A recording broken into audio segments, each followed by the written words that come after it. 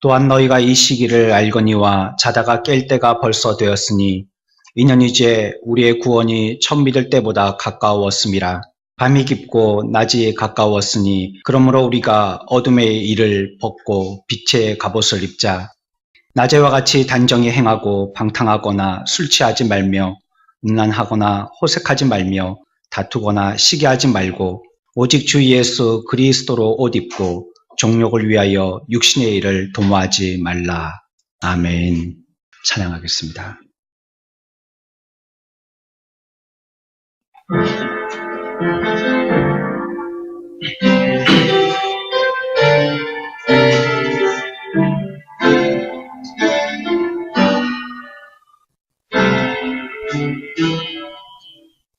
오늘 이곳에 계신 성령님 우리에게 말씀하시고 우리를 가르치소서. 같이 우리가 열어주시고 주의 빛으로 밝혀 우리 인도하소서. 오늘 이곳에 계신 성령님 우리에게 말씀하시고 우리 가르치소서. 같이 우리가 열어주시고 주의 빛으로 밝혀 우리 인도하소서. 주님보다 앞서지 않고 겸손하게 주님의 말씀 기다리니 주님 손에 예배드립니다. 사랑으로 인도하소서. 주님보다 앞서지 않고 겸손하게 주님의 말씀 기다리니 주님 손에 예배드립니다. 사랑으로 인도하소서. 창조하신 무관한 우리를 주님 함께 이주소서.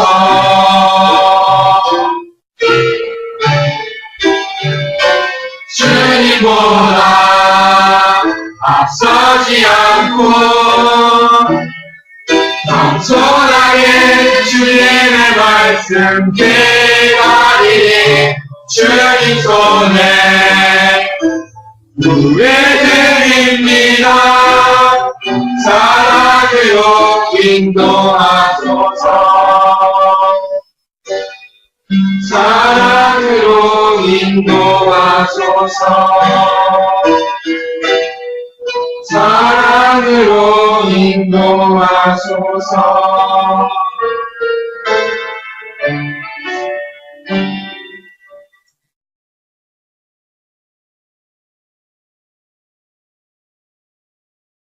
평생을 최고의 시계를 만드는데 헌신한 사람이 있었습니다. 그의 아들이 성인이 되는 20살 되는 날, 이 기술자는 자기가 손수 만든 시계를 자기 아들에게 선물하였습니다. 특별히 그 시계는요, 시침은 동으로 만들고 분침은 은으로 만들고 초침은 금으로 만들었습니다. 아들이 기쁘게 아버지의 시계를 받아 들고요, 좀 의아한 얼굴 가지고 아버지에게 물었습니다. 아버지, 시침이 가장 크니까 금으로 만들어지고 가장 가는 초침은 동으로 만들어져야 하지 않나요? 아버지가 대답했습니다. 아니다. 초침이야말로 금으로 만들어져야 한단다. 초를 잃는 것은 세상의 모든 시간을 잃는 것과 마찬가지고, 초를 아끼지 않는 사람이 어떻게 시의 분과 시간을 아낄 수 있겠니? 세상의 흐름은 초에 의해서 결정되는 것을 명심하고 너도 성인이 되는 만큼 1초의 시간이라도 책임질 수 있는 사람이 되도록 하라라고 얘기했다고 합니다. 시간이라는 것은 우리 모든 사람들에게 너무나도 중요한 것이고요. 특별히 우리 그리스도인들에게는 더욱더 중요한 것입니다. 오늘 우리가 읽었던 이 말씀에서 이 시간에 대해서 처음에 얘기하고 있습니다. 또한 너희가 이 시기를 알거니와, 시간을 얘기하는 것입니다. 시기를 얘기하고 있습니다. 그리스도인들에게는 특별히 이 시간의 의미가 조금 다르게 깨달아집니다. 그것은 더 이상의 밤의 죽음 앞에 있는 것이 아니라 밤은 깊어서 밤은 어느 정도 지나가고 아침이 가까웠다는 것을 이 시간은 우리들에게 일컬어주고 있습니다. 우리는 얼마 전까지만 해도요, 어두움의 시간에 묻혀있던 사람들입니다. 소망 없는 자들이었죠. 그러나 복음이 우리를 주님 안에서 빛나게 밝게 하여 주셨습니다. 우리는 그래서 이제 이 어두움을 깨치고 좀 더 광명의 시간을 쫓아서 새벽을 향하여서 달려가고 있습니다. 하지만 우리가 알아야 될 것은 아직 온전한 낮은 아니라는 것입니다. 밝음을 향하여서 달려가고 있긴 하지만 우리의 때가 아직 완전한 낮에 이른 것은 아니라는 것입니다. 만약에 그때 한낮의 때가 되어진다면 그분의 나라에서 가장 우리가 사랑하는 자를 보게 될 것이고 그분과 함께 우리의 모든 시간들을 보내게 될 것입니다. 그런 의미에서 오늘 말씀에서와 같이 낮이 가까워서 그때를 볼 것이다 라고 말씀하시는 것은 우리 믿는 성도들에게 너무나도 벅찬 격려의 말씀인 것입니다. 바울이 우리들에게 알려고자 한 것은요, 이 시기라는 것이 이른 아침 또 영원한 날의 새벽의 때를 우리들에게 일러주려고 하고 있다는 것입니다. 아직 온전하지는 않지만요, 우리가 처음에 신앙생활을 했을 때보다는 그래도 이제 좀 더 낮에 가까워진 시간에 이르게 된 것입니다. 낮이 되면 어떻습니까? 빛이 강하고 또 열도 강하게 되어집니다. 밤의 어두움과 추위가 물러가고 이제는 환하고 따뜻한 시간이 오게 되는 것입니다. 이전에 우리가 죄에 지어졌을 때요, 죄 가운데 있을 때 무지하고 어리석고 절망 가운데 있었을 때 그때는 추위와 어두움 가운데 있었습니다. 하지만 이제 우리가 빛 가운데 있게 되면서부터요, 하나님을 아는 지식, 그에게 예배할 수 있는 거룩, 하늘을 바라볼 수 있는 소망 가운데 있게 되어지면서 우리는 좀 더 밝아지고 좀 더 따뜻한 환경에 있게 되어진 것입니다. 이 시간이라는 것은 우리가 가만히 있어도 오는 것이죠. 잠깐 우리가 딴 생각하고 있는 시간에 또 시간은 지나가는 것입니다. 그래서 이 시간에 대해서 우리가 그냥 아무 생각하지 않을 때에 이 시간을 허비하기가 쉽습니다. 시간은 자연스레 찾아오는 것이지만 우리가 알아야 될 것은 지금 있는 이 시간이 낮의 시간이라는 것을 알고요, 그 시기를 깨달아야 한다는 것이에요. 이 시기가 지금 그러한 때다, 그러한 시기라는 것을 알아야 된다는 것입니다. 시골 분들하고 도심에 계신 분들하고는 생활하는 패턴이 좀 차이가 나는 것 같습니다. 도심에 계신 분들은요, 시계를 보고 그들의 삶의 패턴을 조절하죠.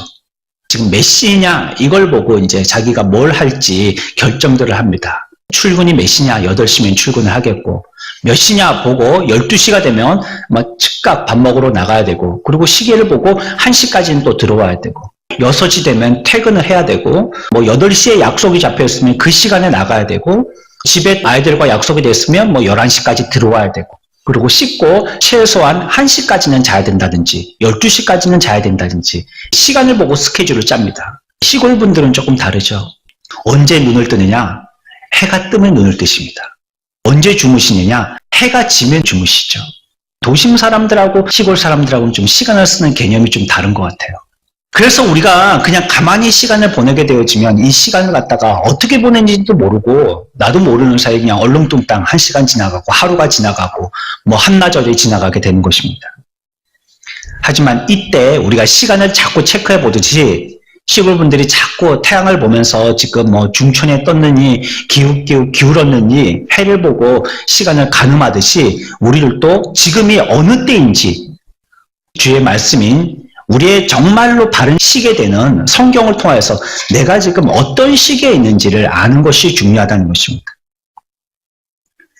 낮에 대한 시기를 우리들에게 말씀하시면서 그 시기를 잘 알라고 얘기하고 있어요. 왜 알아야 되냐면 그 시기에 특별한 일들이 있을 것이기 때문이라고 얘기하고 있습니다. 낮의 시간에 뭔가 일이 있을 거기 때문에 우리들이 그 시간을 알아야 된다는 것입니다. 일이라는 것은 특별한 때가 있는 것입니다. 우리 학생들도 지금 부모님들이 그렇게 공부하라고 막 이렇게 다구치시는 것도 그 학생의 때에 공부해야 되기 때문에 그렇습니다. 어른이 되어서요, 40만 넘어가도요, 눈이 가물가물해가지고요, 책을 갖다가 막 이렇게 앞에 당겼다가 밀었다가 봐야지만 겨우 글씨가 보이고요. 그것도 한참 보고 있으면 눈이 아파가요. 눈을 껌뻑껌뻑거려야 되고요. 밖에 나가서 공기를 쐬야 되고요. 집중력도 떨어집니다. 막 글씨를 보는데 가스레인지에 올려놓은 냄비 생각나고 돌아가고 있는 세탁기 생각나고 아이 올 시간이 생각나고 그러느라고 공부에 집중을 할 수가 없어요. 기억도 못하고요. 지금 당장 방금 전에 뭘 외웠는지도 기억도 안 나고 그렇습니다. 공부해야 할 시기가 있는 거예요. 적절한 타이밍이 있는 것입니다. 일이라는 것은 분별 없이 아무 때나 하는 것이 아닙니다. 자기가 해야 될 그 시기에 적절하게 하는 것이 일인 것입니다. 자야 될 때는 자고요. 깨야 될 때는 깨야 된다라고 얘기하고 있어요. 지금 우리들에게 성경은 말씀하기를 낮의 시간에 깰 때라라고 얘기하면서요. 왜 우리가 낮의 시간에 있으면서 깰 때임을 우리가 깨달아야 되냐면 그때에 우리에게 주어진 특별한 일들이 있기 때문이라는 것입니다. 무엇을 말씀하셨습니까? 11절에 그 특별한 일들 가운데 한 가지가요. 먼저 우리가 이 잠에서 깨야 된다는 거예요. 깰 때가 있다는 것입니다. 자다가 깰 때가 벌써 되었으니 라고 얘기하고 있습니다. 마치 이 말씀은 기상나팔과 같은 소리죠. 하지만 이 말씀을 듣고 모든 그리스도인들이 그들이 잠들고 있던 잠에서 다 깨어나지는 않습니다. 여전히 어떤 자들은 잠들어 있습니다. 주님으로부터 우리들은 많은 것을 받았습니다. 아니, 모든 것을 받았습니다. 하지만 우리들 가운데서는요, 아무것도 받지 않은 것처럼 있는 사람들이 있습니다. 깨어서요, 움직여야 할 때인 것입니다.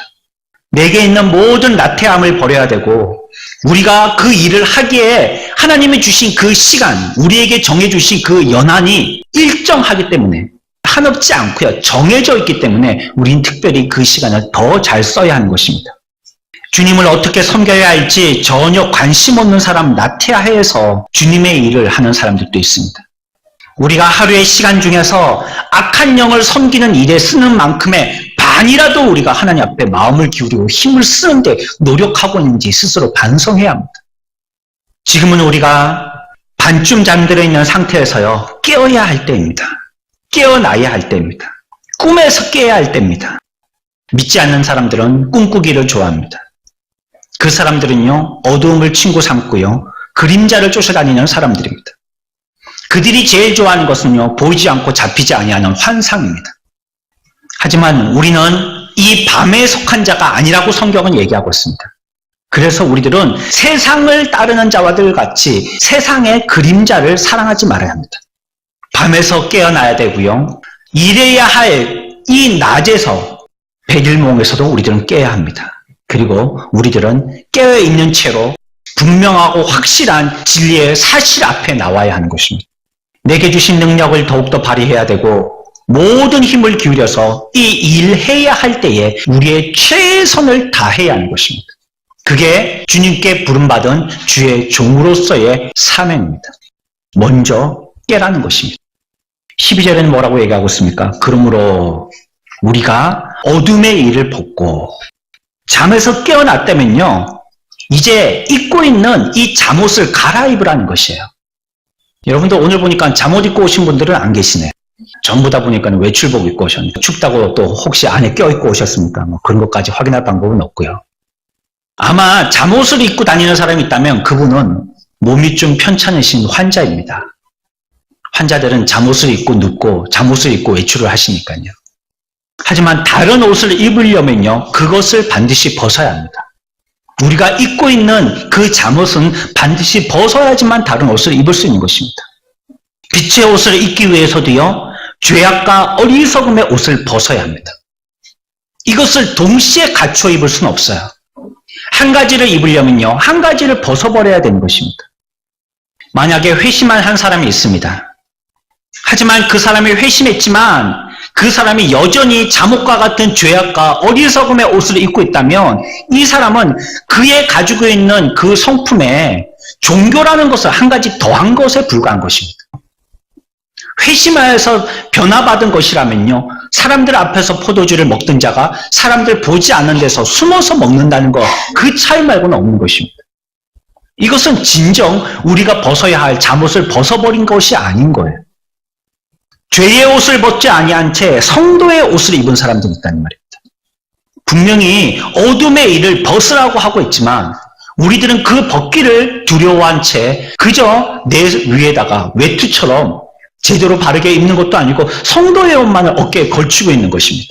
주님은 이 땅에 어떻게 오셨습니까? 우리를 구원하기 위해서 오셨는데요. 주님이 우리를 구원하실 때 우리가 죄 가운데 있는 채로 구원하시지는 않았어요. 죄에서 완전히 우리들을 빼내셨다라고 얘기하고 있어요. 완전히 발을 갖다가 빼서 다른 곳으로 우리들을 옮기신 것입니다. 하지만 우리의 삶은 어떤가요? 우리의 삶도 주님이 우리를 죄 가운데서 빼내신 것처럼 우리들도 완전히 다른 모습으로서 새 옷을 입고 생활하고 있냐는 말입니다.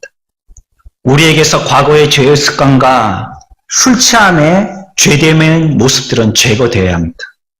예수 그리스도의 이름이 나를 구원하였다고 여전히 믿고 고백하고 있지만 깨끗하지 못한 삶을 살고 있는 우리가 있다면 이 시간에 하나님 앞에 나와서 회개해야 합니다. 잘못하면 우리가 입고 있는 옷을 입은 채 새로운 옷을 어깨에 덧입게 되어지면 하나님이 우리들에게 말씀하신 것조차도 우리의 입맛에 맞추어가면서 믿고 또 우리가 생활하고 있는 이 악한 생활까지도 하나님의 말씀으로써 그것을 서로 섞어서 뭐가 뭔지 모르게 흐릿한 믿음의 삶을 살 수 있기 때문입니다. 어느덧 잠옷을 입고 외출하는 것이 낯설지 않고요. 잠옷 위에 겉옷을 대충 걸쳐 입고 다니는 것이 그렇게 불편하지 않게 되는 위험에 빠질 수 있다는 것입니다. 유행이라는 게 있잖아요. 우습잖아요, 유행이. 치마가 짧아졌다, 길어졌다. 바지가 넓어졌다, 좁아졌다. 넥타이가 길어졌다가 짧아졌다가, 넓어졌다가 좁혀졌다가. 남자들 옷도 딱 붙었다가, 펑퍼짐했다가. 버리지 말고요. 좀 옷장에 넣어두시면요. 한 10년쯤 지나서 다시 돌아옵니다. 너무 유행 지났다고 확 버리면요. 또 새로 사야 돼요. 가만히 놔두면요. 또 돌아옵니다. 언제 막 등짝에 미키마우스 그림이 있는 거, 이런 거. 저런 걸 어떻게 입어 하죠. 10년 지나면 그런 게 유행됩니다. 분명합니다. 버리지 말고 옷장에 넣어두십시오. 그런 것들을 보고 우리들은 낯설어 하잖아요, 처음에. 왜 이렇게 짧은 치마를 입고 다녀? 왜 이렇게 긴 치마를 입고 다녀? 왜 이렇게 딱 붙는 걸 입고 다녀? 왜 이렇게 펑퍼짐한 걸 입고 다녀? 왜 이렇게 어깨다가 뽑는 걸 입고 다녀? 왜 이렇게 어깨가 축 처진 걸 입고 다녀? 우리가 그렇게 얘기하지 않습니까? 그런데 그게 시간이 지나면요. 어느덧 눈에 익숙해져서 자연스럽습니다. 이제는 펑퍼짐한 게 자연스럽고요. 어깨 뽕이 이렇게나 들어간 게 자연스럽고요. 그 옷에 2사람, 3사람 들어갈 만큼 오버핏으로 입는 것도 이제 자연스러운 것이 되는 거예요. 늘 보니까 자연스러운 게 되는 겁니다. 우리의 죄악도요, 빨리 이것을 벗어서 해결해내지 않으면요, 여러분들 어느새 자연스럽게 됩니다. 성도임에도 불구하고 죄악의 옷을 입고 있는데 그게 불편하지가 않은 거예요. 자연스러운 거예요. 아무렇지도 않은 거예요. 우리들은 누구라도요, 그리스도의 옷을 입기 전이라면요, 먼저 죄악의 누더기를 벗어버려야 합니다.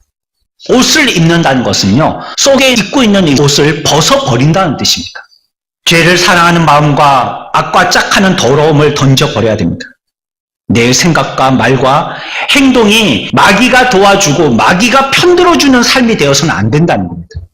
여전히 내 속에 악한 내 성격이 있어서 내가 얘기할 때마다 내 속에 있는 악성이 나의 편을 들어주고 내 성질대로 주의 일을 하여서 오히려 하나님의 영광을 가리게 되어지는 경솔함이 드러나서는 안 된다는 거예요. 이 사람은 아직도 죄악의 잠옷을 입은 채 그 위에 성도의 옷을 입은 사람입니다. 스가랴의 환상 속에서요, 여호수아가요, 더러운 옷을 입고 있을 때 여호와께서 그 위에 하늘의 옷을 덧 입혔다라고 말씀하지 않습니다. 스가랴 3장 4절 제가 읽겠습니다. 그 더러운 옷을 벗기라 하시고 또 여호수아에게 이르시되 내가 내 죄악을 제거하여 버렸으니 내게 아름다운 옷을 입히리라. 아멘. 우리가 죄악의 옷을 입고 있었다는 것입니다. 근데 스가랴에게 말씀하시기를 여호수아가 그 옷을 그대로 입은 채에 아름다운 옷을 입히라고 얘기하지 않았다는 거예요. 더러운 옷을 벗어버리고 그리고 아름다운 옷을 입으라라고 얘기했다는 거예요. 성도는 뭐 하는 사람입니까? 결단하는 사람입니다. 확실하고 분명하게 맺고 끊는 사람입니다. 어중창하게 중간에서 두 다리 걸치는 사람이 아니에요. 맺을 거는 맺고 끊을 거는 끊는 사람입니다. 우리가 하나님을 믿는다고 하면서 여전히 세상과 짝하여서 세상의 즐거움을 탐닉하고 있다면 이 사람은 아직도 더러움의 옷을 입고 있는 사람입니다. 성도가 성도의 옷을 입으려면 먼저 그리스도의 피로 깨끗하여진 성도의 아름다운 옷을 입으려면요, 내 속에 있는 더러움의 어둠의 밤의 옷을 벗어라는 것입니다. 그리고 우리들에게 또 당부합니다. 그러므로 우리가 어둠의 일을 벗고 이제는 벗었어요. 벗었죠? 알몸이 되었습니다. 이제 어떻게 해야 돼요? 새 옷을 입어야 되는 것입니다. 그런데 이 옷은 특별한 일을 지키기 위한 특별한 옷이다라고 우리들에게 말씀합니다. 어떤 옷이죠? 어둠의 일을 벗고 어떤 옷을 입으라고요? 빛의 갑옷을 입으라라고 얘기하고 있습니다. 어둠의 옷을 벗었어요. 빛의 갑옷을 입어야 될 때라고 우리들에게 얘기하고 있습니다. 여러분들이 이렇게 질문할 수 있겠습니다. 어두움이 물러가고 아침의 때가 왔다라고 목사님이 분명히 얘기했지 않습니까? 우리가 지금 새벽을 향하여서 어둠은 거의 끝나가고 빛을 향하여서 나왔다라고 얘기했지 않습니까? 그런데 이 빛 가운데 과연 어떤 위험이 있길래 갑옷을 입으라고 얘기하십니까? 라고 질문할 수 있겠어요. 갑옷은 전투복이죠? 오늘날로 치면. 평복을 벗어버리고 전투복을 갈아입으라라고 얘기하고 있습니다. 전투복을 입는다는 것은 무엇을 예견하는 거죠? 전쟁이 있을 것이라는 겁니다. 그렇지 않다면 우리들은 어둠의 옷을 벗고 뭘 입겠어요? 평상복을 입지 않겠어요? 전쟁이 있을 거라고 생각하지 않는다면 여러분들이 입으신 옷, 이런 옷을 입고 있지 않겠습니까? 하지만 전투복을 입고 있다는 건요, 전쟁이 난다는 뜻입니다. 소방관들이 입는 방화복을 갖추어 입지 않습니까? 그리고 그걸 입고 출동하지 않습니까? 어디에 뛰어들 걸 예상하기 때문이죠? 불에 뛰어들 걸 예상하기 때문입니다. 인명구조원들이 7, 8월에 해변가에서 저 높은 막루에 올라서 잠수 슈트를 입고 있습니다. 그 사람은 뭘 예상하고 있는 겁니까? 어디에 들어갈 걸 예상하고 있는 것입니까? 물에 들어갈 걸 예상하고 있는 것입니다. 오늘 우리들에게 아무 옷이나 입으라고 얘기하고 있지 않다는 거예요. 니들이 좋아하는 스타일에 맞는 좋은 핏의 옷을 입으라고 얘기하고 있지 않다는 거예요. 빛의 갑옷으로 입으라는 겁니다. 이것은 전쟁이 있을 거라는 거예요. 전쟁이 있을 것을 예상하고 있으라는 것입니다. 우리는 갈등이 있을 것을 예상하고 있어야 됩니다. 그리고 싸움에 대비해서요, 이 전투복을 입고 준비하고 있어야 되는 것입니다. 온전한 날이 이를 때까지 적들에 대비해서요, 옷을 차려입고 있어야 되는 거예요. 우리는 아직까지 우리가 온전히 들어가서 쉬어야 할 집에서는요, 멀리 떨어져 있습니다. 성도들은 이미 하늘에 다다랐거나 가까이 있다라고 생각을 합니다. 물론 우리가 언제 그곳에는 다다르게 될 것입니다. 하지만 아직까지는 아닌 거예요. 새벽기도 시간에 성령 충만해서요, 교회 현관을 나오지만 차에 오르기 직전에 대적의 갑작스러운 습격을 당할 수 있는 것입니다. 부패한 본성이 터져 나와서요, 받은 은혜의 말씀을 가지고 오히려 나를 공격하고 해할 수 있는 대적들이 위협에 언제든지 도사리고 있다는 것입니다. 여러분들이 편하게 무장 해제하고 있는 가정에서도 그렇습니다. 주적은요, 우리가 무장 해제하고 편하게 있다고 그들이 싸움을 걸어오지 않지를 않습니다. 오히려 우리가 편한 그 시기를 틈타서 우리들에게 급습합니다. 여러분들이 충만히 은혜 받았다고 생각할 때, 우리의 가정은 믿음의 가정이기 때문에 괜찮다라고 생각할 때, 내가 오늘 예배에 큰 은혜 받고 이렇게 하리라고 실천의 마음에 굳은 각오를 다짐할 때, 그때 기습한다는 거예요. 내가 이제부터 예수 잘 믿어야지. 내가 이 교회에서 신앙생활 잘해야지. 이제 새로운 건강을 주셨으니까 주를 위해서 써야지. 아, 나를 살려주셨으니까 주님만께 예배만 해야지. 이럴 때 나도 모르는 사이에 급습한다는 거예요. 이 전투복은 언제 입어야 되느냐? 언제 입어야 될까요? 이 전쟁을 위한 갑옷, 빛의 갑옷은 언제 입어야 될까요? 일어나자마자 입어야 되는 겁니다. 여러분들이 잠에서 깨자마자 입어야 돼요. 군인들이요, 자고 일어나면요, 점호하러 달려나갑니다. 아침 점호하러 달려나갈 때요, 그냥 자고 나던 그 생활복 입고 나가지 않습니다. 전투복 차려입고 나가요. 군화 메고 나가요. 전투모 쓰고 나가요. 언제든지 비상이 걸리면 출동할 수 있도록 만만히 준비를 자고 나자부터 시작하는 겁니다. 아, 이거 밥 먹고 설거지 다 하고 오전 시간 일반은 10시부터니까 10시부터 전투복 입고, 점심 먹을 때는 좀 편하게 또 먹다가 오후 일과 할 때 또 전투복 입고 밤에는 또 편하게 있다가 이러질 않는다는 거예요. 군인들에게 지급되는 옷은 전투복 말고는 없습니다. 그들의 생활복이에요, 그게. 우리들이 언제 전투복을 입고 언제 옷을 벗을지는요, 자고 일어나자부터 전투복을 입기 시작하는 겁니다.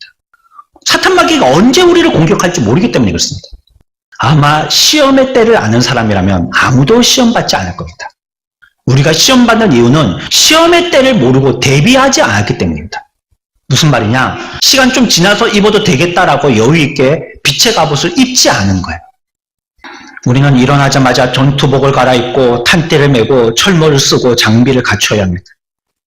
내가 방심하면요, 적의 저격수는 나를 타겟으로 삼습니다. 우리는 이 세상이라는 전장의 한복판에 있는 사람들입니다. 그래서 우리들은 언제든지 이 전투복을 갖추어 입고 있어야 되는 겁니다. 원어에서는요, 이 말이 갑옷이라는 뜻도 있지만요, 일할 때 입는 적절한 옷이다는 뜻도 있습니다. 하나님께서 여러분들에게 어떤 일들을 맡겨주셨잖아요. 그거는 하나님께서 맡겨주신 겁니다. 올 한 해 여러분들에게 부장을 맡기시든지, 목자를 맡기든지, 직분자로 임명을 하든지, 여러 일들을 여러분들에게 그 사람을 통해서 임명하여서 맡겼습니다. 하나님이 맡기신 겁니다. 스스로 내가 맡을 힘이 없다고 혼자 판단하고 회피하지만 다 감당할 것을 우리들에게 주신다라고 말씀하셨고요. 그러므로 우리들은 이 일을 감사함으로 받아들여야 되는 것입니다. 우리들이 할 일이라고는 무엇이냐? 우리들에게 맡겨주신 그 일들을 빛의 옷을 입혀달라고 기도하는 것입니다. 내가 이 일을 할 수 있도록 적당한 옷을 입혀달라고 하나님 앞에 간구하는 것입니다. 하나님이 맡기신 것이니까 그 일은 일단 내 일이 됐고, 하지만 나의 능력이 부족한 것은 탄로가 나 있고, 내가 볼 때에도 남이 볼 때에도 나는 할 만한 사람이 못 되지만 하나님이 내게 맡겨주셔서 입혀주신 옷이니까 내가 그 일을 감당할 수 있도록 하나님 앞에 간구하는 게 우리의 일이라는 거예요. 못한다라고 손살에 치는 게 우리의 일이 아니라는 거예요. 어떤 사람은요, 그 일에 적당하지 않은 옷을 입고 있는 사람도 있습니다. 일하려고 왔는데요, 검은색 윤기 나는 슈트를 입고 왔어요. 양복에는요, 타이 클립이 끼워져 있고요, 소매에 좀 코프스 버튼이라고 있죠? 반짝반짝 빛나는 거, 그게 끼워져 있고요, 신발은 아주 멋진 양장 구두를 신고 있습니다. 그 사람은요, 그런 옷을 가지고는 일할 수 없는 것입니다. 전장에 나갔을 때는요, 전투복을 입어야 되고요, 일하러 나왔을 때는요, 일하는 옷을 입어야 되는 것입니다. 어떤 사람은 예수를 믿는데 자기의 그 번쩍번쩍한 옷을 입고 자기의 옷이 더럽혀질까봐 일하지 않는 사람이 있습니다. 내 명예가 더럽혀질까봐, 내 품위가 떨어질까봐 일하지 않는 사람이 있어요. 다른 사람 이목 때문에 그것이 두려워서 일하지 않는 사람이 있어요. 내 체면이 구겨질까봐, 다른 사람들 앞에서 내가 어떻게 불려지는가, 그 불림이 두려워서 일하지 않는 사람이 있다는 거예요. 어떤 사람은 자기의 자존심 때문에 일하지 않는 사람이 있습니다. 이 사람은 일터에 나왔는데 클립 끼고 버튼 매고 구두 신고 양복 입고 일하겠다고 나온 사람입니다. 갑옷이라는 것은요, 적절한 옷을 얘기하는 거예요. 자기에게 맞는 적당한 옷을 얘기하는 거예요. 하나님이 맡기신 그 일이라면 그 일에 맞는 그 옷을 입어야 하는 것입니다. 구원받은 하나님의 백성이라면 구원받은 하나님의 백성다운 옷을 입어야 하는 것입니다. 그게 빛의 갑옷입니다. 군인은 하루 종일 책상머리에 앉아있을 때 멋있지 않습니다. 소방관이 하루 종일 전화기 앞에 앉아있는 것이 멋있지 않아요. 군인은요, 전쟁할 때 멋있는 겁니다. 그 옷을 입고 있다면요, 그 일을 할 때 가장 멋있는 겁니다. 하나님은 예레미야에게 이렇게 말씀하셨습니다. 1장 17절에 그러므로 너는 내 허리를 동이고 일어나라 라고 말씀하십니다. 오늘의 말씀과 비교해서 같이 말씀하면요, 적절한 옷을 입으라는 것입니다. 적당한 옷을 입으라는 것입니다. 네게 맞는 옷을 입으라는 것입니다. 일하려면 일할 옷을 갖춰 입고 전쟁하려면 전쟁할 옷을 갖춰 입어야 된다는 것입니다. 만반의 준비를 하고 언제라도 싸울 수 있는 모습이 되어서 전쟁으로 나가야 됩니다. 나태함과 게으름 대신에 열정과 부지런함이 우리에게 요구되는 때가 되었다는 겁니다. 그때가 지금, 이때, 이 시기, 낮이다라고 우리들에게 얘기하고 있는 것입니다. 13절에서는 또 뭐라고 얘기하고 있습니까? 이 낮에 우리가 해야 될 일을 얘기하면서 낮에와 같이 단정히 행하라 라고 얘기하고 있습니다. 단정하게 행하라는 것은요, 예의 바르고 품위 있게 하라는 것입니다. 우리가 집안에 있을 때는 편하게 입으시죠. 반바지도 입고 반팔티도 입고 어쩔 때는 헐렁바지도 입고 밖에 나와서는 멋들어진 옷을 입지만 집에 가서 입은 걸 보면요. 목 밑에가 목이 이렇게 늘어나고 목 3개나 들어갈 수 있는 그런 옷을 입고 테두리에 넣으면 이만한 구멍이 빵꾸가 뻥뻥 난 거 있고 프린트는 다 벗겨진 거 있고 그래도 그거 절대 버리지 말라고 그러죠. 그거 내 아끼는 옷이라고. 찾아보고 없으면 또 뭐라고 합니다. 그렇죠? 양발도 뭐 그런 양발 맨날 신고 트레이닝도 뭐 무릎 이만큼 나온 거 그거 입고 집에서는 그렇게 입고 다닙니다. 누구나 다 그렇게 입고 다닙니다. 뭐. 하지만 밖에 나올 땐 그렇게 입지 않잖아요. 밖에 나올 때는요. 단정한 옷차림에 마음을 많이 씁니다. 거울도 많이 보고 우리 집은요. 아들이 3명이라서 거울이 필요 없을 줄 알았는데요. 거울을 보려면 줄을 서야 됩니다. 거기 하나 여기 있고 여기 있고 밑에 하나 있고 한 거울에 얼굴 3개가 들어갈 때도 있습니다. 거울이 이렇게 필요할 줄 몰랐어요. 막. 그나마 거울이 막 이렇게 좀 길다란 거울이라서 앉아서라도 좀 얼굴이 들어가죠. 여기 얼굴만 나오는 거울 같았으면요. 싸움 날 거면 번호표 받아야 될 거예요. 자꾸 신경이 쓰인다는 거예요. 자기 모습에. 아, 이렇게 하면 예쁠까? 저렇게 하면 예쁠까? 이 머리를 올리면 멋있을까? 뭐 내리면 멋있을까? 뭐 안경을 1cm 올리면 멋있을까? 1cm 내리면 멋있을까? 막 예민한 거죠. 내려올 때는 우리가 신경이 많이 써지는 것입니다. 영적인 생활도 마찬가지예요. 경건은요, 우리가 영적인 생활을 하는데 가장 품에 있는 모습을 드러나게 합니다. 단정히 행하라는 거예요. 그리스도인으로서 경건의 삶을 나타내 보여야 하는 것입니다. 거룩한 삶이 나타내서요, 주의 성경의 말씀의 거울에 자꾸 자기를 비춰봐야 되는 것입니다. 이렇게 하면 멋있을까? 저렇게 하면 멋있을까? 성경이 우리들에게 비춰주신 대로 내가 이렇게 한 것이 단정한가? 저렇게 한 것이 단정한가? 성경을 통해서 자꾸 자신을 비춰보는 것입니다. 그게 가장 품이 있는 모습입니다. 우리는 낮에 살고 있다라고 말씀하고 있어요. 낮은 어떤 시간을 얘기합니까? 공개되어진 시간을 얘기합니다. 모든 사람들이 다 볼 수 있는 시간을 얘기하는 거예요.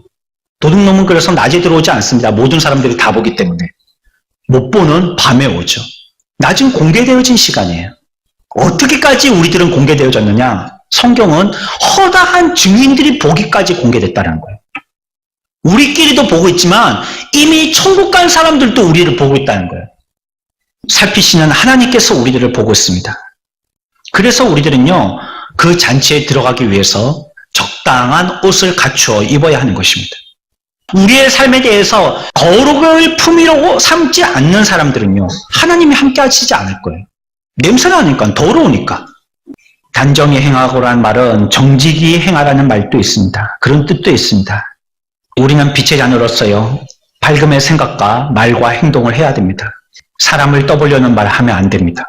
이간시키는 말 해서도 안 됩니다. 그 사람이 나쁜 사람이라는 메시지를 담은 숨은 말을 해서도 안 됩니다. 그 사람에게 적절한 말을 해야 합니다. 여러분, 그 사람에게 직접 못할 말이라면 다른 사람들에게 절대 말하지 마십시오. 그 사람한테 직접 할 수 있는 말은 다른 사람들한테 허락받고 해도 될 거예요. 하지만 그 사람한테도 말 못하는 얘기는 다른 사람한테는 절대 하면 안 됩니다. 다른 사람의 트집 잡지 마시고요. 남 불평하지 마시고요. 여러분들에게 맡기신 일을 묵묵히 성실히 감당하면 됩니다. 제가 주방에다가 붙여놨어요. 그래서 일하지 않는 사람들 탓하지 말고요. 일할 수 있는 건강을 주신 거 감사하자고요.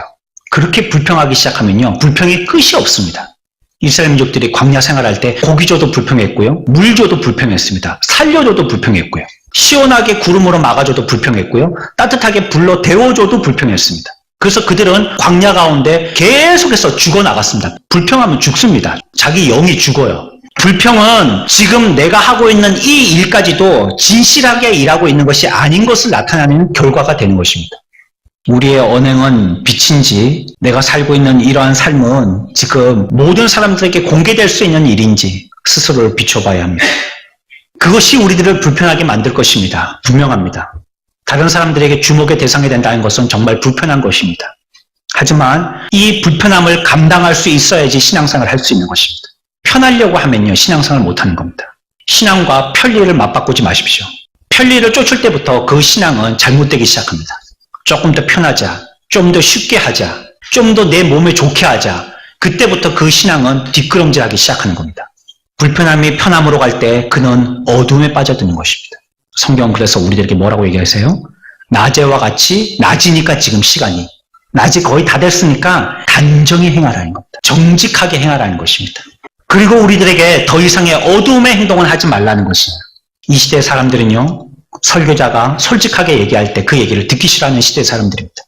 자신들이 그렇다는 것을 더더욱 부인하면서요, 비난받기를 견디지 못하는 시대 사람들입니다.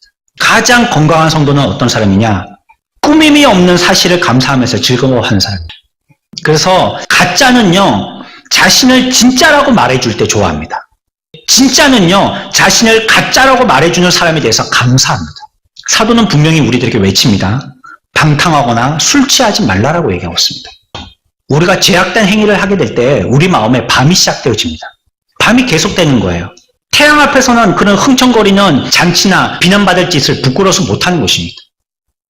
우리들은요, 밤과 관계를 끊어야 돼요. 나이가 들수록 밤은 그 사람들에게 쉼으로만 활용되어집니다. 하지만 아이들일수록 밤은요, 많은 일들을 하려고 시도합니다. 아직 철없기 때문이죠. 술 취하면 부끄럽고 자신을 자제하지 못한다는 파괴 행위입니다. 우리가 영적인 술 취함에 빠져서는 안 됩니다. 음란하거나 호색하지도 말라고 얘기하고 있습니다. 부도덕한 행위와도 관계를 단절시켜야 된다는 것입니다.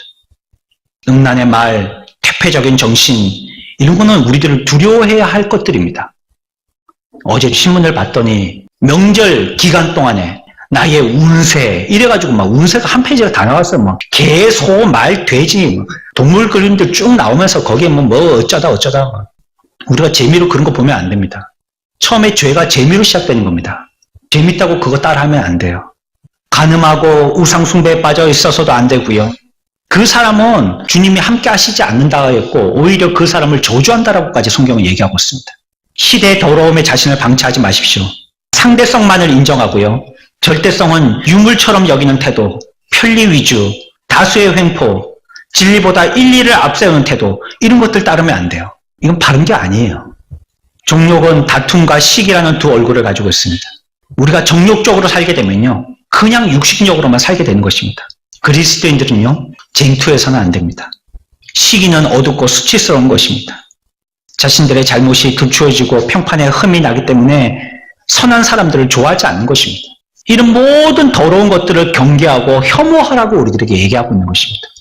술 취하지 말며 음란하거나 호색하지 말며 다투거나 시기하지 말라라고 우리들에게 얘기하고 있는 것입니다.